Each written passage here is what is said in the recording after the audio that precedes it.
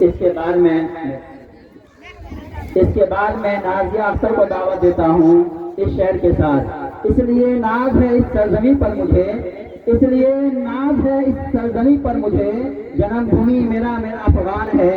یہ ترنگا کفن ہو میری لاش پر، یہ ترنگا کفن ہو میری لاش پر، ایک مدت سے دل میں یہ ارمان ہے.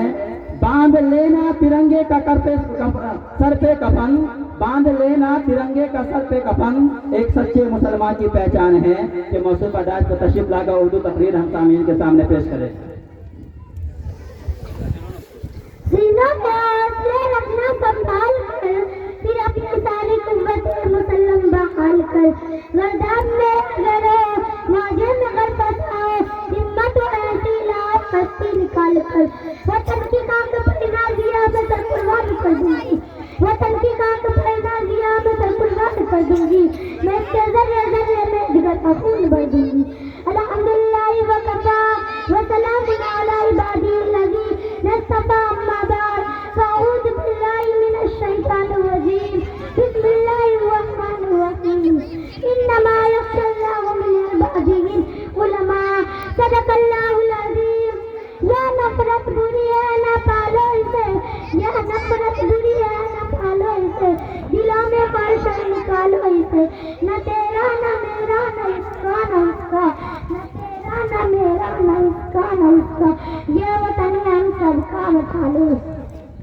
محترم حضرات، آج 26 جنوری کے عنوان سے اللہ پاک نے ہمیں یہاں پر جمع ہونے کی توفیق مرحمت فرمائی ہے. اس عنوان سے اپنی ماں بہن کا عزیز معروضات پیش کرنا چاہتی ہوں. حضرات، جب ہندوستان کی دھرتی پر نئے نبی کی فکر جنم لینے لگے اور مذہب اسلام کو سکھانے کا انتظارات ظاہر ہوئے اور قرآن حدیث کے خلاف ملک بھر میں انگریزوں تعلیم نے جال بچھا دیا اور ہندوستانی پبلک انگریزوں کے غلامی میں زندگی بسر کرنے لگے. جب یہاں کے باشندے ان کی نوکریاں کرنے لگے اور اسلام کی وابستہ پہلے صلاحیت کے سائے میں روشنی پھیلا رہی تھی. جب ان پر گندگی کی گدالیاں خدا بخشنے لگے تو علماء اکرام میدان جام کود پڑے اور ایمان و یقین کے نعمت کو ہم لوگوں کے سینوں میں باقی رکھنے کے لیے، ایمان کی چراغ کی روشنی کو اس علاقے میں باہر رکھنے کے لیے انہوں نے انگریزوں کے خلاف عالم بغاوت بلند کیا. انگریز کا حکومت اپنے ہاتھ میں لیے ہوئے تھا، اس لیے اس نے مسلمانوں کے خون سے ہولی کھیتی شروع کر دی.